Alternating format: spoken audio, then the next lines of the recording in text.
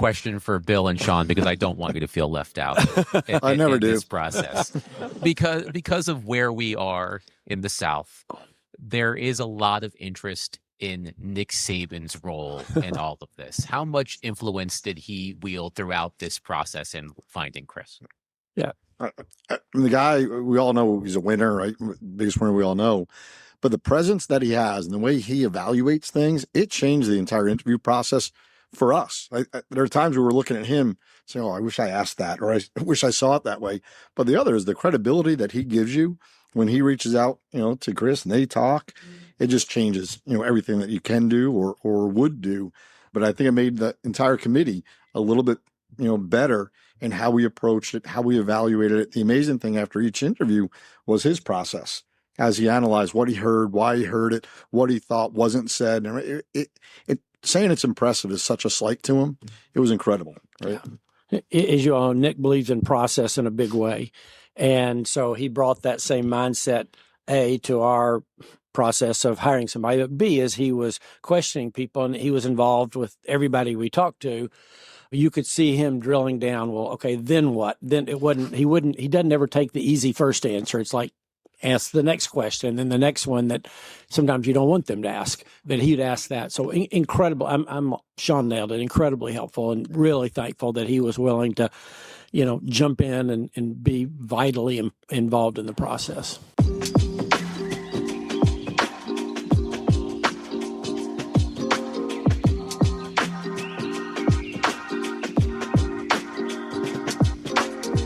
Good morning, afternoon, or evening to you, wherever you are listening from. It is Saturday, June 6th. My name is Russell Reese, and this is the Nashville Sports Report.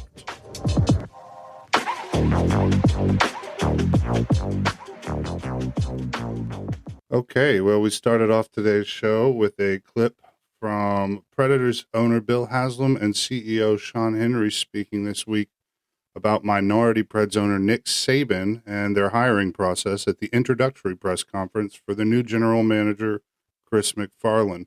But it also ties into the conversation I had with this week's guest, Scott Viebranz. More on Scott later, but first, after a 4-month-long process, the Predators finally got their man, announcing this week they have hired the former Colorado Avalanche GM to be their new GM and president of hockey operations here in Nashville. MacFarland becomes only the third GM in Predators history after David Poile and Barry Trotz. He is, however, the first one to be hired from outside the organization, and I think that represents a new era and approach for the club. To continue with that theme, a few days after his hire, it was announced that the Predators have hired former LA Kings GM Rob Blake to serve as the executive vice president of hockey operations, and that Brian Poile, the son of former GM David Poile, and a longtime Preds front office employee, would be leaving the organization. While there will surely be more changes to come, most importantly, a decision about the current coaching staff among them, the hirings of MacFarland and Blake represent an injection of new and fresh ideas into an organization that, while successful, had become somewhat stagnant. The way the Predators appear to be building their front office reminds me of what Mike Borgonzi has done with the Tennessee Titans. There, he brought in former NFL GMs Dave Ziegler and Reggie McKenzie to serve as part of his decision-making brain trust. From his early moves, it appears that Chris MacFarland will be using a similarly collaborative approach to build his front office team. Personally, I think that bodes well for the long-term future of the Nashville Predators organization. But that doesn't mean that this new group won't decide that a full teardown and rebuild will be necessary to get to where they want to go. We should start to have a clearer picture of the approach they will take after the draft later this month, and more importantly, the decisions they will make during free agency, which starts in early July, and then the rest of the offseason. Do they look to add a few proven veterans to bolster the current roster as is? That would indicate that maybe they think they can win with something that looks like the current team. Or do they start trying to move on from some of the players already on the team in favor of future assets, which would, of course, signal that the start of some sort of rebuild? It'll be interesting to see what they decide to do over the next few months. Moving now to the Titans, there's not much news to report. They continued with OTAs this week and have mandatory minicamps coming up later this month, where we should see, or at least hear reports about, the full 90-man roster coming together for the first time. After minicamp, the Titans, like the rest of the league, will be off until the start of training camp in late July. Also this week, it was announced that the Titans will be playing at the San Francisco 49ers week 1 of the preseason and will then be at home against the Seattle Seahawks and the Chicago Bears for weeks 2 and 3. Given that the 49ers are Coach Robert Saleh's former team and a roster with which he is intently familiar, I wonder if we won't see the Titans heading out to the West Coast earlier in the week for joint practices before the game. It would allow Saleh to see his new team in action against a known quantity and could serve as a good early gauge for him to learn more about his football club. Something to keep an eye on in the next few months or so. While it's not specifically Nashville related, here's a quick reminder that the United States men's national team has a final pre-World Cup tune-up friendly against Germany this afternoon at 1:30 on TBS.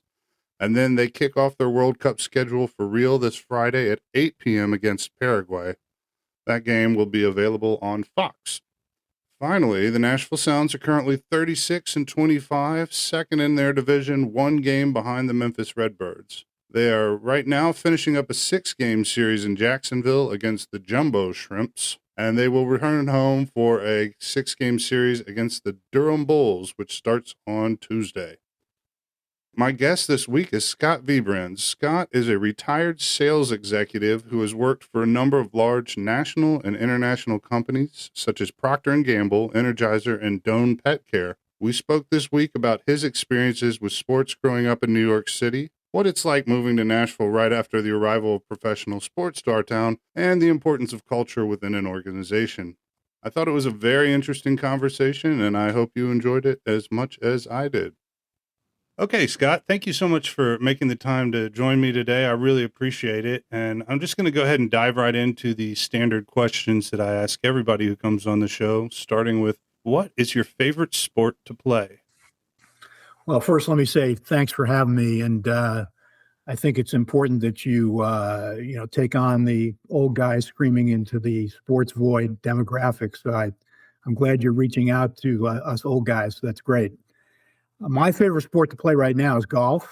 I think I'm retired and it takes up a good bit of my time. When I was more active, and my favorite sport to play was basketball. I played a lot of basketball in high school and some in intramural college. Used to play recreationally up until, I was 45, 50 in some leagues in St. Louis and some places down here. It was a great way for me to get the aerobic exercise I needed, because I'm not a guy that's going to run around a track or run along a trail. So that was my way of getting my aerobic exercise, but I've also been a big basketball fan for a long time. So nice. Well, I got 2 questions coming out of that. First of all, what's your favorite course to play locally?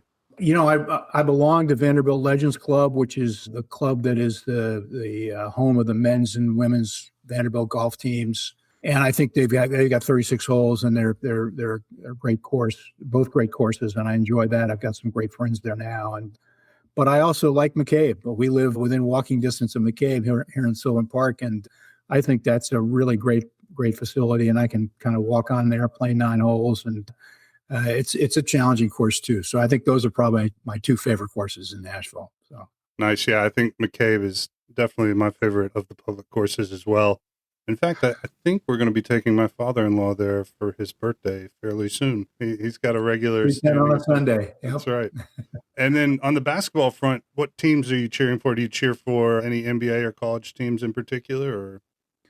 So I'm not a big NBA fan, although I'm watching, obviously, the NBA finals here with the Spurs and the Knicks, because I grew up in New York, and I know how important the Knicks are to the New York fan base.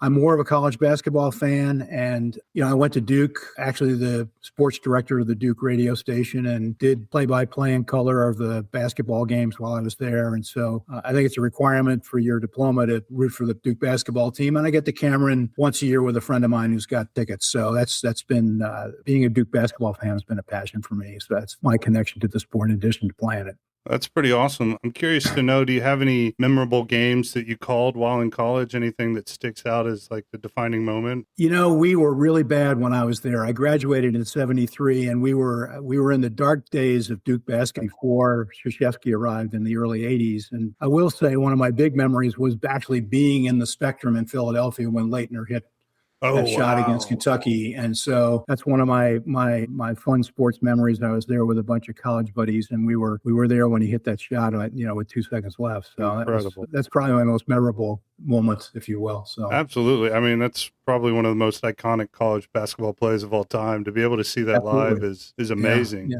That's really Kentucky fans still haven't gotten over it. So well, Kentucky fans, they got a long memory and a lot of angst. That's true. Well, that segues nicely into my second question, which is, what is your favorite sport to watch? Well, it might have sounded like basketball, but and quite honestly, I'm just a sports fan. I think sports, the stories around sports are what attract me to it. It's not just the result, but the stories of the cities and the clubs and the fan bases and the players playing. So I connect really strongly to sports generally, and I'm a big baseball fan. And I think that baseball is probably the sport I most love to watch, either on television, but obviously in person. I grew up in a baseball family. My dad was a big baseball fan, and that's been kind of the through line of our family for a long time. So baseball is the sport I love to watch. I haven't spent much time at the Sounds, but we were living in St. Louis before I moved here, and by marriage, I became a Cardinal fan because my wife, Kristen, is from St. Louis, and it's the best baseball city in America, I think. And so I'm a Cardinal fan and also an Oriole fan from my youth with my dad. Oh, okay. Even though you were in New York, you guys were following the Orioles, huh? Yes. Yeah. You just liked pain or what? Well, in the 60s and 70s, the Orioles were actually pretty good. It's been painful since the mid-'80s, but my dad became a big Oriole fan. He actually had a small owning stock in the Orioles back when I was 10, 12 years old. And so the fact that he was rooting for the Orioles was good enough for me. So I ended up being a lifelong Oriole fan, which has been very painful since the mid-'80s, as you said. So yeah. I do appreciate them. I think they have one of the most unique logos and color combinations in all of sports. And it's kind of forgotten a lot of times. But, more power to you. Thank you. Thank you. It just proves I'll hang with a team that's not that great. So that's good. I appreciate that for sure. And again, another nice segue. What is your earliest sports memory? Well, we just talked about growing up in New York, and as a baseball fan, my dad's company had box seats behind the Yankees dugout and first base in Yankee Stadium. And so where we lived was about a half-hour train and subway ride into New York to go to the Yankee Stadium. And probably my earliest sports memory is you take the train down to 125th Street, grab the Brooklyn Ferry line to Yankee Stadium. And when you got to the stadium, the tracks were elevated, and you could come right into the stadium and actually look into the stadium as you were coming into the subway station. Oh. And so that was a big sports memory for me, is just that view of the stadium. As I remember doing that the first time and you could see out from right field into the cavernous part of the stadium. And the other great thing about going to the games then was if you were in box seats, at the end of the game, they would let you walk out a door and walk onto the warning track, and you could take the warning track all the way out to right field and then out the Yankees bullpen.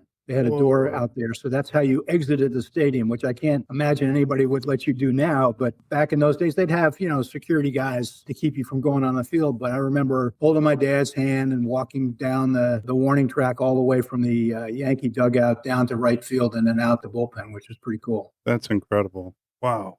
Okay, one more on this before we move on. What were some of your favorite ball players you got to see growing up? Seems like you probably saw some big names back then. Well, I did.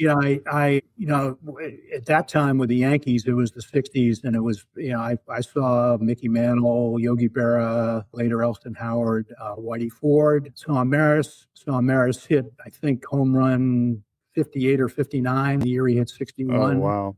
Saw Mantle hit an upper deck home run against the Cardinals in '64 to win a World Series game. So I was really right there in the middle of the big Yankee teams in the early '60s, and that was quite a time for sure.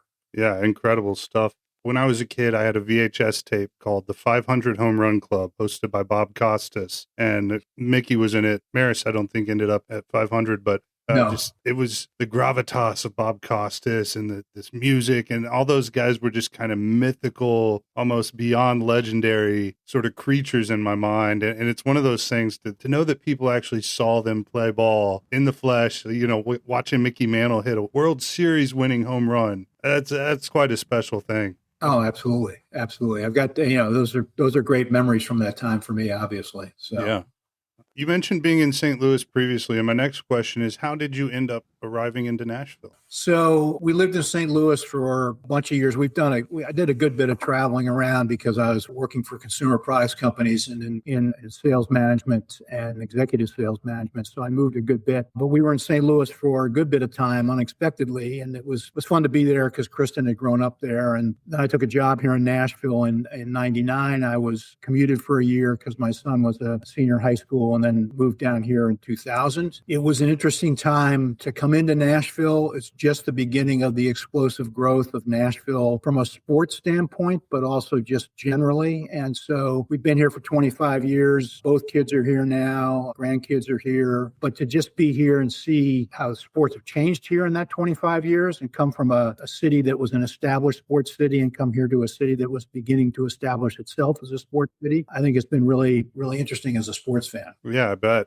I think that 98, 99, when those teams came in, I personally attribute the explosive growth to actually the arrival of a lot of the sports teams. I think it put Nashville on the map in a way that it wouldn't have otherwise. I can't justify that with any stats or anything, but I've always felt like getting the Preds and the Titans is really what launched us on this trajectory to where we are today. So it's neat that you got to come in early and watch that. Yeah, I think it's interesting you say that because I don't know if you know this, but Vanderbilt's applications exploded this year, and the admissions department attributed a lot of that to the growth in Vanderbilt sports. And so I think that's just a statistical point that kind of supports what you're saying about the growth of the city. I think it's really important for a city to have a healthy, sports culture going on. And we were in St. Louis when the Rams were, we don't talk about the Rams around here, Scott. I know you don't. And by the way, I'm not going to mention that my greatest sports memory involves the Titans because it involves the Rams. So I'm not going to talk about that one. But I think it's really important to a city to have a healthy sports culture. And I think the Rams lost something when they lost the football team, although they seem to survive it. But I think that's important. Yeah, I agree. I think losing the Rams to LA it seemed like a big hit to St. Louis. Not that I'm at all familiar with the city, but I'm really glad that they have recently got the St. Louis soccer team joined the MLS 2 years ago. Yeah, St. Louis is a huge soccer town. I think you probably know that. St. Louis University's always had a great soccer team. And when the famous U.S. soccer team beat England back, I think, in 1950, a lot of those players were from St. Louis. And so it's got that culture, and the team is being really well supported. They got a great stadium up. I've been in it. So I think it's going to be a great soccer town for sure. Yeah, I think once they get their academy built up and they can start mining the local talent, they're going to just be hand and foot above everyone else. For sure. Scary, scary thought as a Nashville SC fan, but it's good. I think it'll be a good away day. Forward to traveling up there sometime and checking it out. Okay, so we know it's probably not the Titans, but do you have a favorite Nashville sports team? I actually, my favorite Nashville sports team is Nashville Soccer Club. I was a season ticket holder, have been since 2018 when they were in the First Tennessee Bank, and I've been season ticket holder since then. It's been really fun to watch the team grow, and the stadium is a great place to go. I've got about a third of a season ticket with a couple other guys, and I really love soccer. I kind of abandoned football, frankly, because the way the NFL and Stan Kroenke screwed the city of St. Louis when they moved the Rams to L.A., I kind of carried that, and a friend of mine said, if you're interested in finding some other sports distraction, the English Premier League might be a good thing to do. And so I started really getting into soccer, and it's a great game. And so when Nashville acquired a team or got a team, I naturally just gravitated to it. So that's probably my favorite Nashville sports team right now. That's awesome. And it's really cool. You've been watching them since the USL days, before the beginning in a way. Yeah, with the dirt flying up in the infield at First Tennessee Park when they were playing games in the baseball stadium. So, yeah. Yeah, I remember the first time they played Atlanta when they were still in the USL, and Atlanta was the high-flying MLS team, and what a big deal that was to play there. It's crazy to think how far they've come since then, and now to be entering the World Cup break in the lead of the Supporters' Shield with Sam Surge coming back. It's a whole different world, and it's very exciting to be watching and witnessing. Yeah, it is. And the stadium it's fun to see. They had a little lull there for a couple of seasons as they transitioned from Gary Smith to Brian Callahan. But I think the atmosphere in the stadium is really, you can see it's picked up. I haven't been to too many games. I have a 2-year-old, but also I don't like the parking situation there. I'm really avoiding going because of that. I've got some secrets for you. All right, well, we'll connect after this. That's good to know.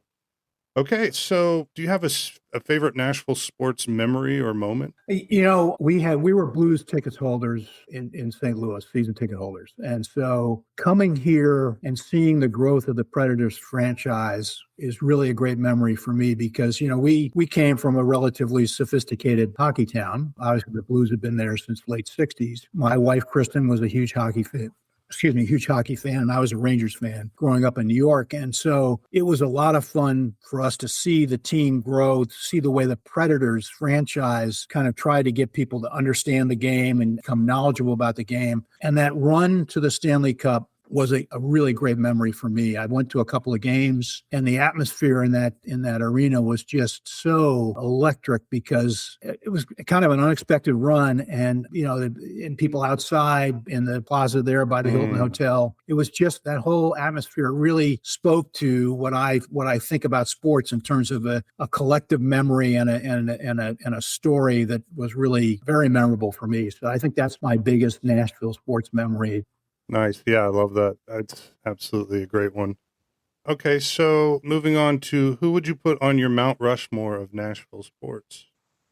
Understanding that I've only been here 25 years, although, I've been here for most of the big moments in Nashville sports. I think I've listened to some other people on your podcast talk about it. McNair and Eddie are really the two people that I think most deserve to be there because of the impact on the franchise and on the city through the Titans football team. I would put Shea Weber on the Mount Rushmore because of how important he was to that franchise as it was growing into itself. He wasn't here, obviously, for the run because he got traded the year they went to the finals for Subban. But I think he embodied the franchise, was the face of the franchise, and I think people connected with him in a very unique way. And I think that really was important for that franchise to have that kind of player be out front for the franchise. So I would put him on the Mount Rushmore personally. In the same way, I think I might put Hani Mukhtar on the Mount Rushmore as well, because I think he's a person who's committed to the team. He probably could have left Nashville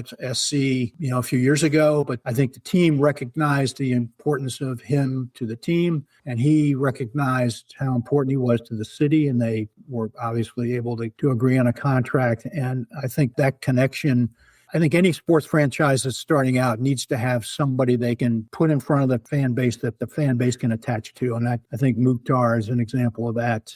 If I were going to add more than 4, I think we're in the process of seeing somebody that will be on that Mount Rushmore at some point, and that's Candace Lee at Vanderbilt. She's obviously been supported by Chancellor Dearmeyer, but the turnaround in Vanderbilt sports over the last 3 or 4 years and how much she's contributed to that.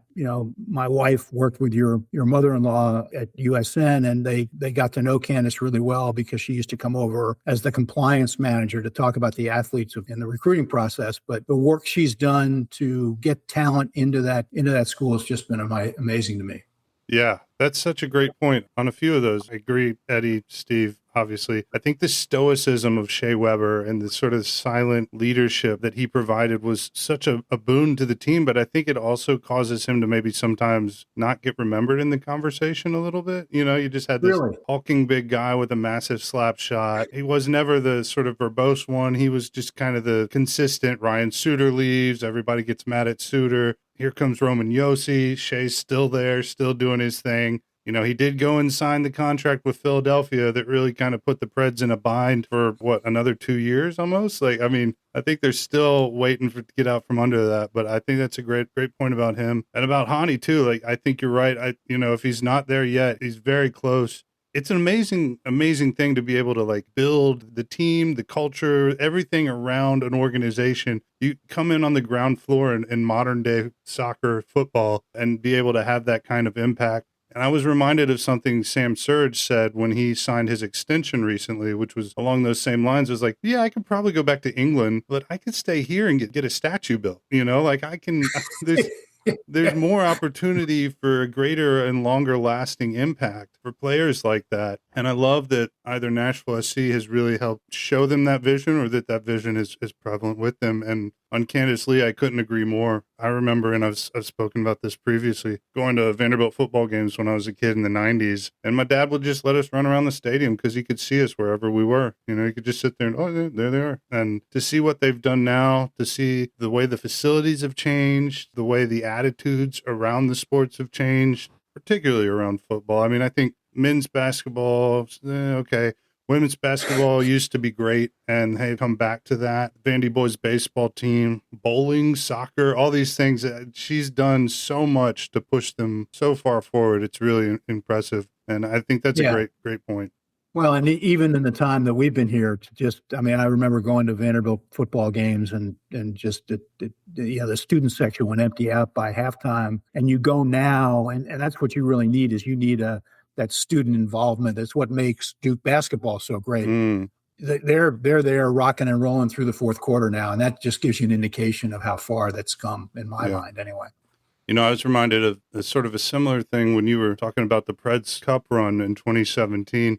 I had enjoyed, as a Preds fan, up until then, you could walk up to the stadium, wait for the game to start, puck drop, and you could go find a scalper and go, all right, like, let me get in for $10 or whatever. I'm going to help you, otherwise it's a lost cause. And I remember distinctly seeing shots of Broadway just packed full of people and thinking like, well, that era is over. I'm never never going to be able to just walk up and wait for the game to begin and get in cheap.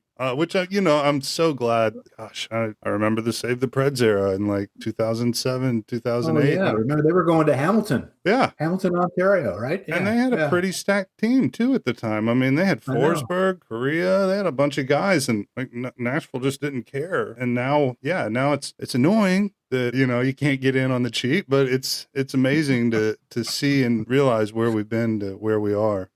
100%. Okay, so given that my little theory on sort of Preds tickets and whatnot, do you have any Nashville sports conspiracy theories or hot takes that you want to share with the world? I've got 2 hot takes and a conspiracy theory. Awesome. I think NSC is going to win the MLS Cup this year. Love that. I really feel if they can keep Surridge healthy, their style of play, they took Gary Smith, brought him to as far as he could. And they spent the last year and this year building a team that I just think they're primed. They seem to be. I was at the LAFC game when they beat LAFC a couple of weeks ago. That to me was a seminal game for them to just establish themselves in their own minds that, hey, we can go toe to toe with anybody in this league. And so jumping off from that then to obviously beat the Revolution a week or so later and going into the World Cup, as you said earlier, being up first in the league. I think my prediction would be that win the MLS Cup. Second hot take is that Vanderbilt will have a national championship team. It'll be women's soccer this year. Their women's soccer team almost made it to the Final Four last year. They made it to the Final 8, and they've got people coming back. It's a terrific team. Fun watch if any of your listeners want to head out to the Vanderbilt. It's a small soccer place, but a really fun atmosphere, very kid-friendly, and the team is just really, really good. And I think they've got a really, really good chance to win a national championship this year, which would be really, really big thing for Vanderbilt, as you know. That is awesome, yeah. And so my conspiracy theory is that the Titans knew about Vrabel and Rossini before they fired him. And that one of the reasons they fired him may have been that they knew that this was there. They weren't going to expose it because it was Vrabel's obviously personal thing to do at some point, although he didn't have a chance to manage it. But I think I give the Titans a little bit of credit, maybe, that they may have known about that when they parted ways with Vrabel, because it predates their firing Vrabel. The relationship does. I just think that may have happened. So that's my hot take, I guess. Yeah, I think that's a very valid hot take. And I thought about that when it started to come out, that the whole narrative around the Titans letting go of Vrabel and then him going to the Super Bowl and everybody's like, oh, the Titans, blah, blah, blah. And it's sort of like totally different perspective. if you take that into consideration. And, I remember back when Vrabel was here and Diana Rossini was getting all kinds of scoops on the Titans. And there were kind of jokes about, oh, who's she sleeping with to get on there, and it's sort of like, well, yeah. And given the fact that so many photos have come out since then, I think you're right. Like, I don't think that they were very subtle about it. There've been like 5 or 6 different articles. Oh, new photos on Earth from 2021, 2020, and it's like, I just thought this was Mike Vrabel with his wife, and it turns out it was Mike Vrabel and Diana Rossini in X place hanging out publicly. It's sort of like, I bet you're right. I bet that the Titans were aware, given that he and she, I'm not going to lay it just on him, but they didn't seem too bothered to keep it under wraps. No, agreed. So it just seems a little too coincidental to me. So anyway, that's my hot take. Love it. That's a great one. Okay, so my last standard question for everyone is, what is your favorite restaurant in Nashville? So we like to go out to eat. We like to go to new places, but our go-to place is Answer on West 46th here in Sylvan Park. We've been going there since they opened. We've got to know the owner really well. Always consistent, great vibe to it. The owner went to NYU, so she knows New York restaurant scene really well, and she tried to recreate that kind of vibe and ambiance there. We love to go to the bar and sit at the bar and have dinner there. And when people come in from out of town, that's the place we take people, because we just think it's just a great place to go from an atmosphere, service, and food standpoint. That's a great answer. I haven't been to Answer in some time, but I do like sort of the neighborhoody vibe of it. It's got, in a way that not many other neighborhood restaurants have, maybe Lachlan Table, but just sort of like being literally right in a neighborhood surrounded by houses. It's got that sort of hyper local vibe that I think is really cool. And and actually Lachlan Table would be our second choice to that point, because of the neighborhood feel to it. Answer, I guess, because we go there more frequently and it's closer. But Lachlan Table's just that way. You're right. Those are 2 excellent restaurants. And I'll be honest, I think a lot of times Nashville's food scene is a little overblown, just because of the focus and attention that the city gets nationally and maybe internationally. I think some places get away with it a little something sometimes, but I think at least my experience in both those restaurants is that they've got people behind them that are constantly bringing it and doing it right and really care, and you can tell when you experience them. Yeah, well, having come from a bigger city and living other places like Philadelphia and New York in my life, I will tell you that the food landscape when we arrived in 2000 was pretty bleak. So Nashville's come a long way in that time frame, even though it may be overblown. There is progress that's been made. So. Sure, yeah, I don't mean to look a gift horse in the mouth or anything, but I will say, in 2000 we had Kobe's Steakhouse, which is RIP, one of my favorites of all time, and now we do not. So we are poor for that. Please come back, Kobe's Steakhouse. All right. Well, on that strange note, you and I have chatted a little bit off air about cultures and the way that cultures are built. You've had a long career working for a number of very notable and large companies where culture and the way it's established has been very important to what you do. I think particularly working in sales, where you need to connect with people and you need to really present the face of the company. I know that you had some thoughts about some of the culture that we're seeing in sports today. So could you speak to that a little bit? I got thinking about this. English Premier League fan, Tottenham Hotspur is my team. They're the 9th richest team in the world, and they were going through a relegation battle this year. In English soccer, you can be relegated. If you're one of the bottom 3 teams in the Premier League, you get relegated. For them to be in that position was indicative to me of how far they dropped and how lost they were in terms of their culture. That was, for me, contrasted with watching the San Antonio Spurs and OKC play in the Western Conference Finals of the NBA.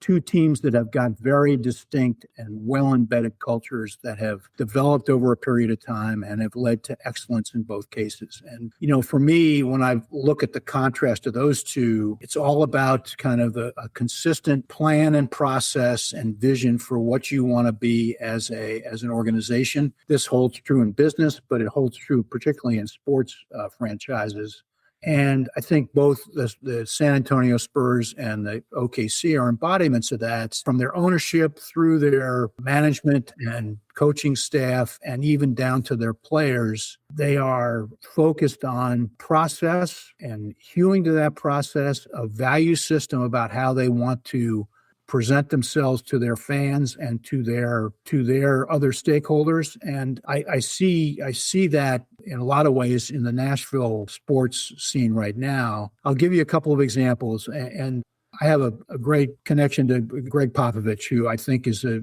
wonderful coach, but also has inculcated a culture at the Spurs that I think has been carried through from David Robertson to Tim Duncan and now to Victor Wembanyama and other players during that time as well. And he gravitated to a quote from a guy by the name of Jacob Riis, which is spelled R-I-I-S. And I looked it up. He was a Danish-American journalist. I don't know if Riis is Danish. Not my particular one, but that might be a very distant cousin. We'll just go ahead and say my distant cousin, Jacob.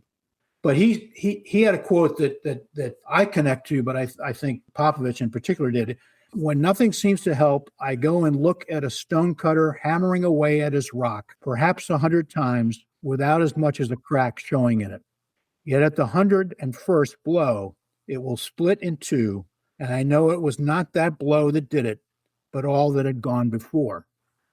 That speaks to an ethos and a philosophy. And this quote is in the Spurs facilities and practice places, and it's in different languages because the Spurs have always been a multicultural team. But it just speaks to, staying the course on a process and hewing to what you believe is what you should be doing, and don't stray off of that. And too many companies and sports franchises, and we've seen it here in Nashville, I think, kind of move back and forth so fast and don't really just stay on their process. And so Spurs are the same way. I mean, somebody asked Stan Presti, who's the president of OKC, how do you evaluate a good year? He said, I evaluated if we stayed on our process, by how we stayed on our process. The result is secondary.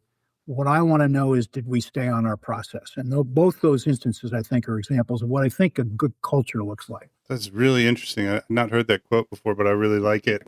Speaking of sort of sticking to the process, I can think of a major sports team here in town who has wishy-washied their way into a number of 3-14 seasons. Of course, I'm speaking about the Titans, who have alternated between GM and coach for what feels like way too long. I do personally think that now with Mike Bergonzi in charge, the new structure, particularly with Chad Brinker having departed, I think that they've maybe finalized a more consistent structure, and then bringing in Robert Saleh. Maybe we're moving into a new era of consistency, but what are your thoughts on that? Well, it feels like that. I think it begins at ownership, and I wish for myself I had more trust in Amy Strunk, but we'll see how that plays itself out. One of the things that I think you need in an organization is have clear lines of authority and responsibility so that everybody knows what their responsibilities are and what authority they have in those responsibilities. That was one of the things that happened with Rand Carthon and Vrabel. They got into it with each other, and Amy Strunk didn't make it clear who was supposed to be making decisions on what, and I think they got sideways with each other. And that didn't help the organization, because the whole organization can see that. The staff, the players, they can all see that. And, as a player, you want to have confidence in the stability and focus and direction of your organization. That attracts players, that keeps players. And I don't think the Titans have been able to do that because of this lack of consistency in the way they've operated. I do think the Titans are on the clock because they've got to get this right over the next 2 years. Their seat licenses, they're asking fans to pay a lot of money to see the kind of product that they've seen the last 4 or 5 years. I think that's a disconnect if I'm a fan. And so I'm hoping that they've consolidated things under Bergonzi. I think Saleh and Dable will be really good additions in terms of the direction of the franchise on the field. And so I'm hopeful that Amy Strunk has finally gotten the message and gotten the light to do that. I couldn't agree more. I've always felt you need to give whatever group running it 3 or 4 years to really establish, implement.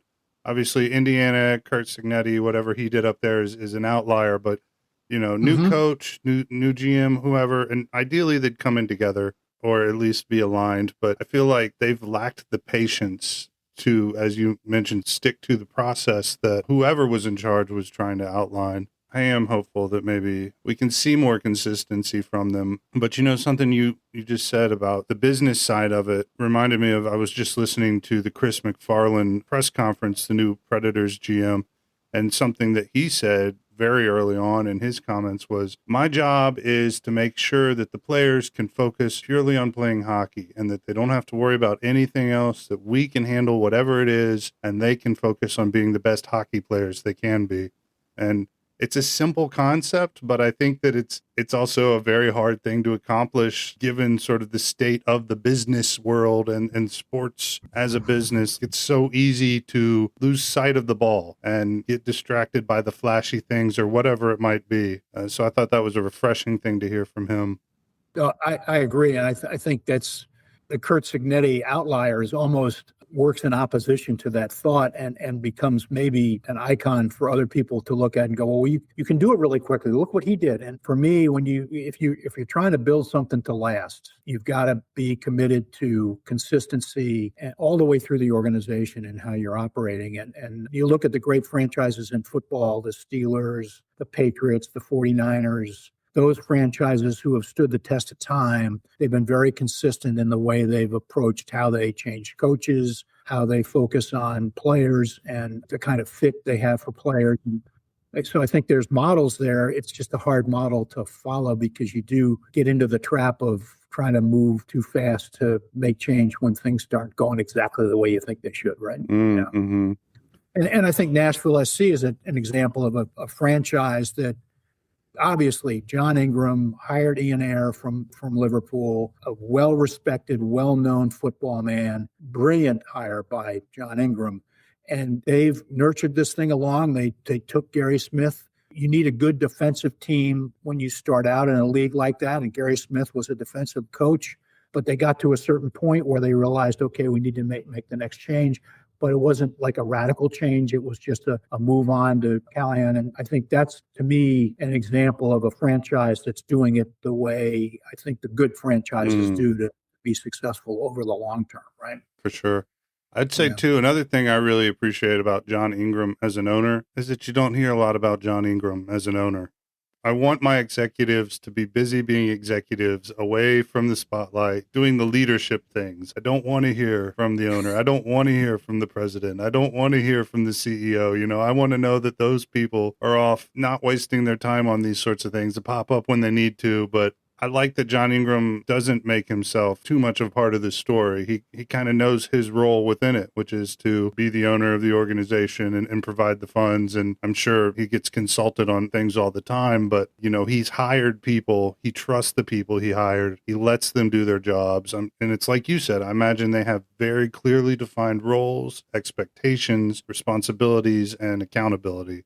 And, I'm hopeful that the Preds, not that the Preds have been a poorly run organization, but I think with Bill Haslam coming in as a new owner, I think he might be a little more front and center. I think, former governor and sort of seeing what his brother's doing up in Ohio, I think that there's going to be a little bit more of a public persona from Bill Haslam as the Predators owner, but I do also think that he seems to understand how it should run and that he's got a serious hockey mind in Chris MacFarland, and it seems like he's going to get his people in place, step back, hopefully let them do what they need to do, and trust the process, as you said. Speaking of that, though, how can an organization or a team define themselves and their culture? What do you think the steps are for that?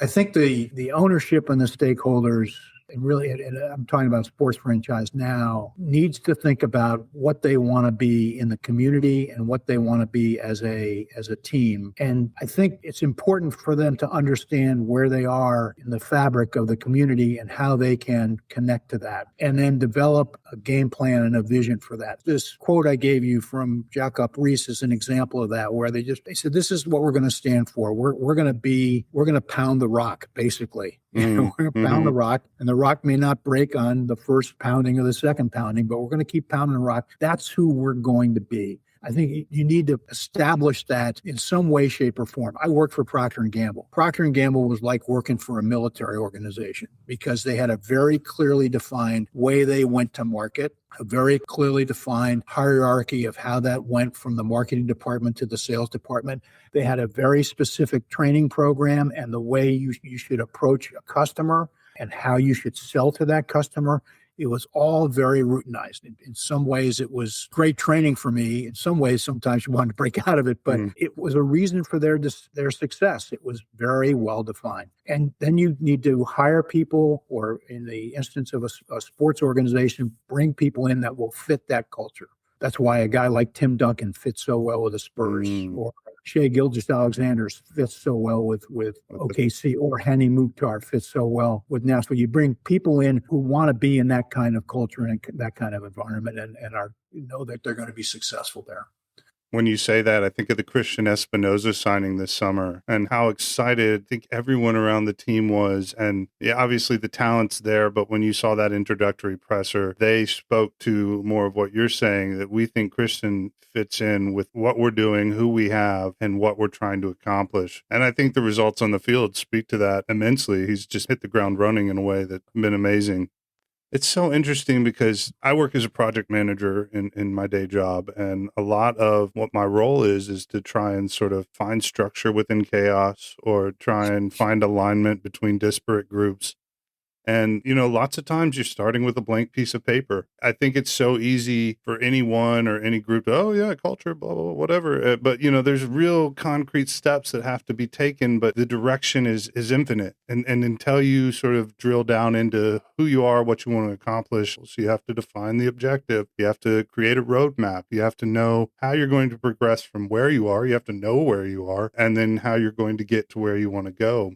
It's really impressive to see organizations that do it in such a way, like San Antonio, who I'd say a lot of basketball fans would probably say they were kind of a boring team, but they know who they are. They know what they want to be, and they've had a lot of success doing it. But the fact that it's spun out a whole cloth. It's somebody had to go in there, Popovich, and define it and be the beacon and drive the whole organization towards it. That I think is the really impressive part. Absolutely. And, you can't vary from it. That's Popovich is very good at he just always would bring people back to, this is who we are. And he went into the locker room after the third game when San Antonio was blown out by OKC, and he's not involved. He's not the coach anymore. He's kind of an advisor, but this first time I've been in the locker room all season, he said to the players, that was not us. We were not us tonight. We cannot do that again. We need to be us. And the players knew exactly what he was talking about.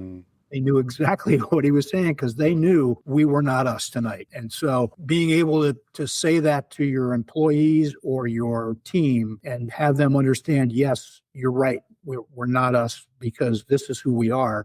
That tells me that you've got a good culture in my mind anyway. So. Absolutely. I think it's so easy in the down moments to lose sight of that, or to just, I'm on a diet, but then I had a donut, so I might as well eat some ice cream, or, it's like let these things snowball in a way that. Yeah, it's true. I think it takes a certain amount of courage to say, no, I messed up this one time, but I know where I want to be. I know how to get there. And I'm still that thing. This one particular result doesn't define me or organization, whatever it is. And I think that's kind of a courageous act in a way, because it's hard to do in the moment sometimes. Well, and sports is a results-oriented industry, as you know. But if you believe in the process and stay with the process, the results are going to come. And that's what Presti was trying to say when somebody asked him about how he evaluates a good year.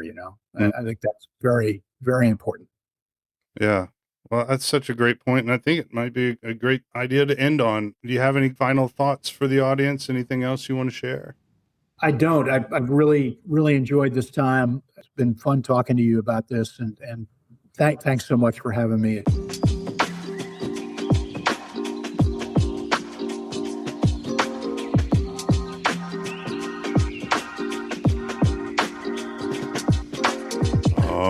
My thanks again to Scott for coming on the show. My thanks to you for listening. We've got contact information and links to referenced videos in the description below. We've also got links to our social media. We're available on Blue Sky and Twitter at Nash Sports Report. That's at NSH Sports Report. Please reach out. I'd love to hear from you. Love to talk to you. Love to have you on the show. Otherwise, thanks for listening. Hope you have a great week, and we'll talk to you next time.